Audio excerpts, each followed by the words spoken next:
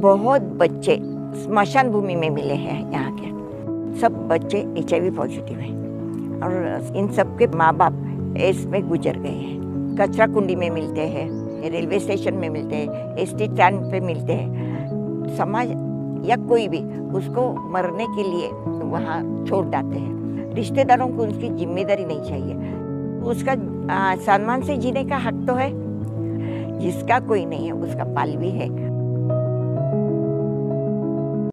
एक बुजुर्ग मेरी क्लिनिक में आया और उसने बताया कि मेरे 3 बेटे हैं और कोई ध्यान नहीं रखता है, कोई साथ में नहीं रखता है। तो मैंने अंकल को बोला कि कल से मेरे घर से आपको टिफिन आएगा। धीरे धीरे ये बात मेरी समझ में आई कि ये समस्या जो है वो छोटी नहीं है, ये समस्या बहुत बड़ी है।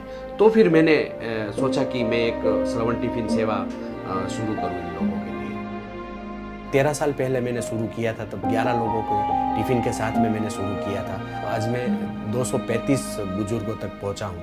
ये जितने भी बुजुर्ग हैं, जितने भी माँ बाप हैं, वो शारीरिक रूप से भी बीमार हैं। जब मैं एक बार स्लम एरिया से गुजर रही थी तो वहाँ पर देखा कि भीड़ लगी हुई थी। तो फिर मैंने वहाँ पास जाकर पूछा कि भाई क्या हो गया इधर, यहाँ पर एक बच्चे की डेथ हो गई। फिर मैंने पूछा डेथ कैसे हो गई? कह रहे भूख की वजह से हो गई।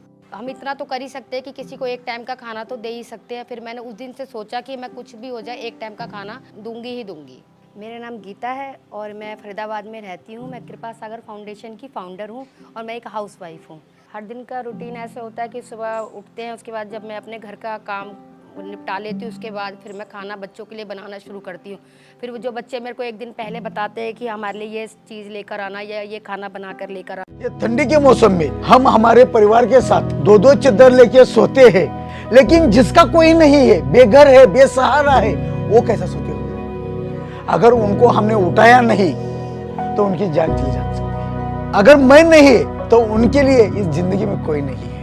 इसके लिए मुझे उनकी जान बचाना मेरे लिए बहुत जरूरी है। ये जो बुजुर्ग लोग हैं, ये लोगों को अपने बच्चे नहीं, उनको लाके रोड के ऊपर फेंक दिया होता है।